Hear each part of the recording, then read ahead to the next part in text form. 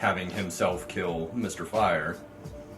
But he's worried because the finger is still in the house and the dog happened to come in and grab the finger. He wouldn't give it back. And he couldn't get it back from the dog, and he's worried about the fingerprints. And Perry's just, what? You know, get the finger, kill the dog, and let's go. And he says, oh, I don't think I'm going to worry about that anymore because the dog swallows the finger.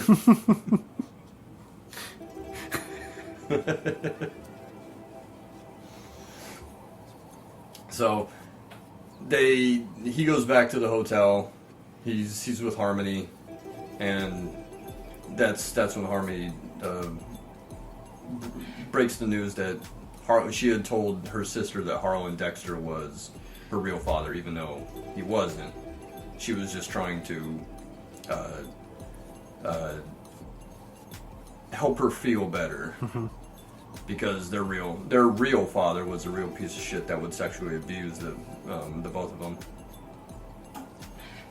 But she made up that story, and that's where Jenna, her sister, got caught up in all that, and had hired Perry to look in on her father.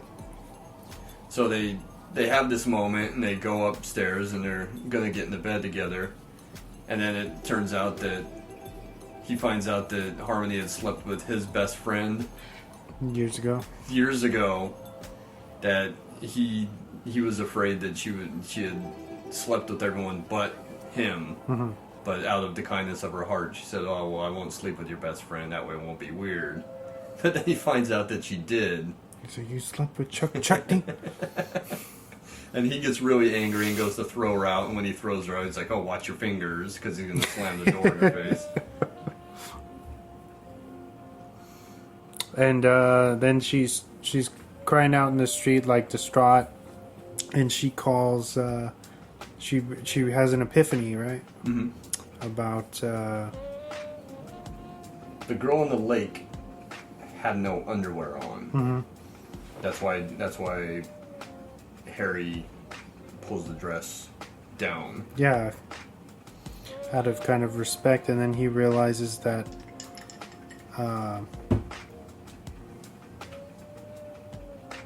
That she might be from the how do you say a mental institution, mm-hmm. where they didn't allow them to wear underwear or something, and so him and Perry end up there trying to see if that's true. And there's this great bit with this lady who's obviously kind of crazy, and they're like not in a disrespectful way, but do you have underwear on? And she pulls down her bottoms and she has nothing. And they're just like, oh. Yeah, so then they realize that the girl with the pink hair was the imposter daughter to get in there to get because they were feuding over the money. Mm-hmm. She was going into court to drop the case, while Harlan Dexter had the real daughter put away into the mental institution, and that's where the two cases converged. The dead body was the daughter, mm-hmm. and the pink-haired girl was the imposter. So they're gonna cremate the body of the daughter, mm-hmm. get rid of all the evidence, and then they run into an orderly. Oh, that's right. They're outside. Yeah. And he's like, he pulls a gun on him, and he says, either we can go inside right now or I'll kill you right here. And then, so they start walking into the inside, and Perry lets him get close enough where he's able to kind of snatch the gun away. He explains, oh, you know, the movies are bullshit because the guys always get too close to you with the gun. It makes it easy to take away. And he turns around and immediately grabs the gun back. And the guy gets... he's like kind of pissed off that he got...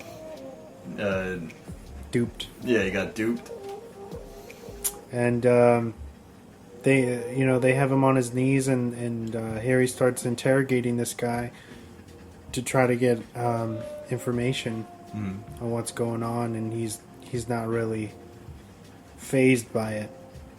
So then Harry grabs was like a 6. It's a revolver. Yeah. The same gun that he had that he found in the room that was planted. The same gun that Harmony had on her when she tried to warn Perry at MacArthur Park. So again, he tries to do like this kind of badass thing where he's like, okay, we're gonna play Russian roulette. Yeah. And he puts one bullet in the chamber. And he's like, you still don't want to talk? You still don't want to talk? And the guys just look at him and I'm like, what the fuck? You know, and then he spins it one more time and he points the gun at the dude that they have on the ground and he fires and it just so happens to be the bullet and he kills him the guy immediately. before they could get any information. And then Harry freaks out. What the fuck are you doing? and he says, "Oh, that I had an 8% chance. yeah, there was one bullet in there. Right? Who taught you math?" And then even after Harry like sits down, he's in shock that he just killed the guy. He's still like doing the math. Yeah. He's like, "Oh, 1 out of 6 is 8."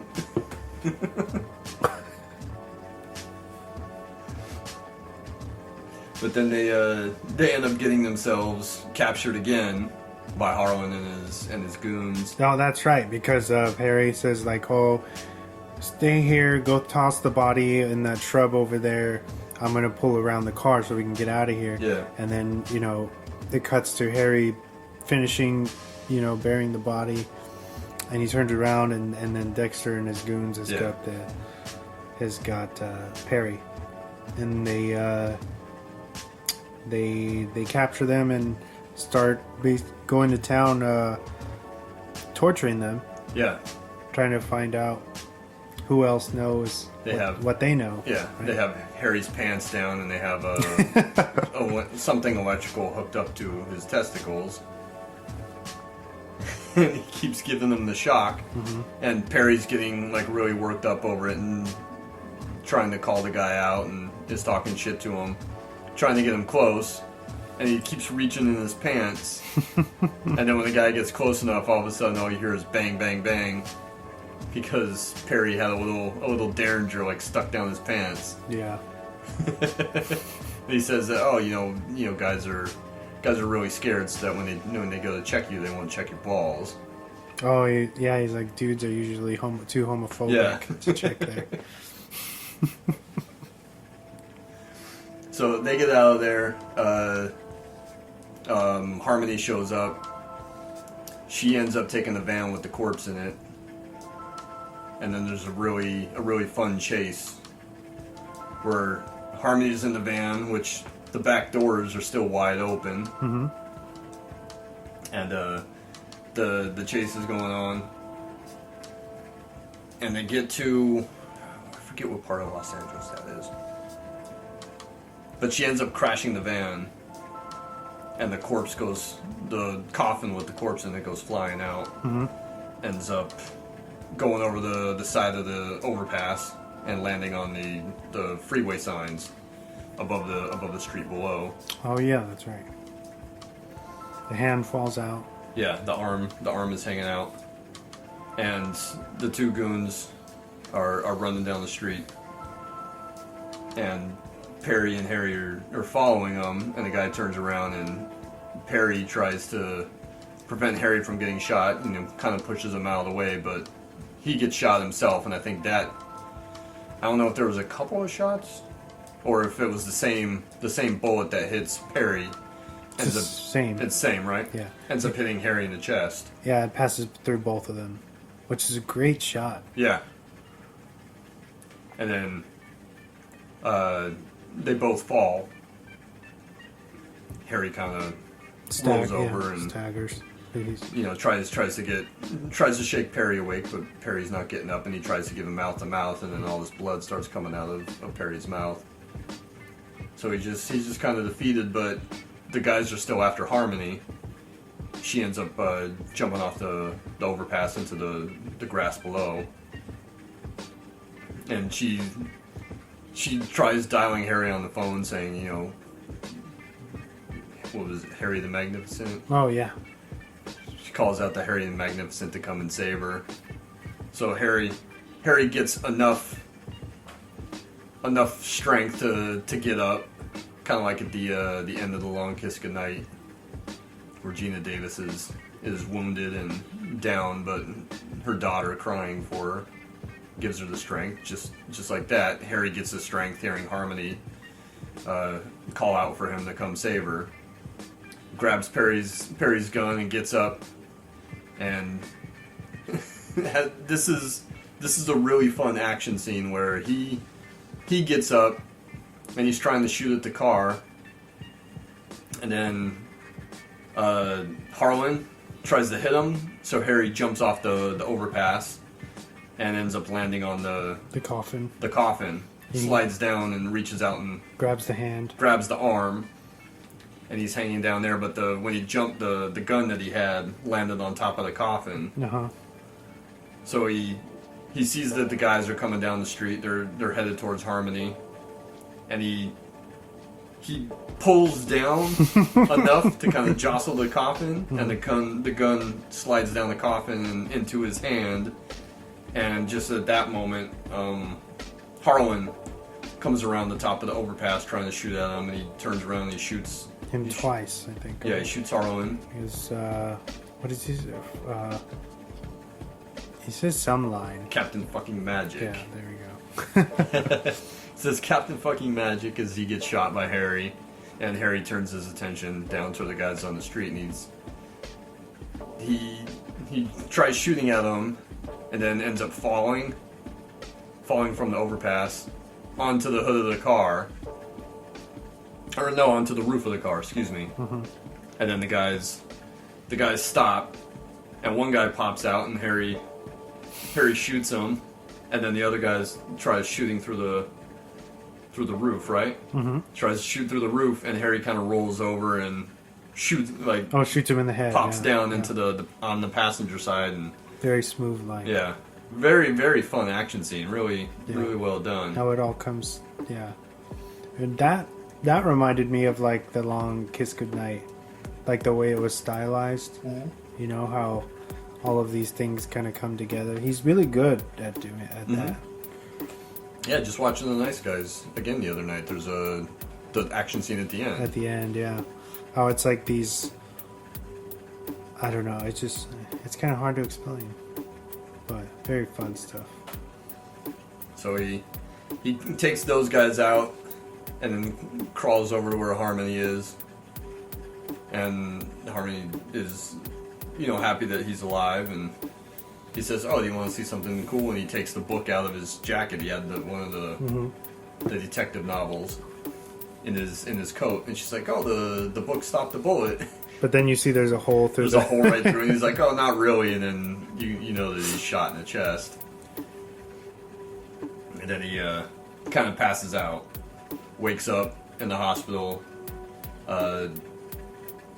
Harmony's there with him, and Perry comes rolling in, and there's a fun bit of narration where he says, "Oh, I know what you're thinking. Like, it looked like Perry was dead, and this is some Hollywood bullshit that he's not really dead. He's still alive." And he's like, "What do you want me to do? Do you want me to lie?" And he's like, "Perry lived. What do you want me to say?"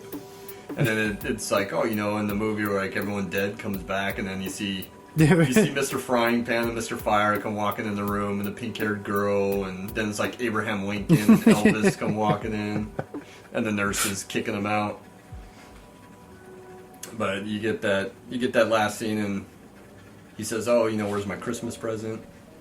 And Perry says, "Well, your Christmas present is you're not in jail." And then breaks the news to Harmony that says, "Unfortunately, your sister wasn't murdered. She committed suicide." And then he explains that she hired him to look in on her father. What she saw was her father making out with what she perceived to be the daughter, but it really wasn't the daughter. It was the Shannon Sossaman character, the pink-haired girl. So they thought it was incestual, but it really wasn't. It wasn't. Right. And she was pretty distraught over that, so that's... She killed herself. Yeah. Right? Yeah, so unfortunately that's the sad truth as to what happened to that. And then there's another funny bit of narration where Downey says, "Oh, I've seen the Lord of the Rings. I'm not going to end this 17 times because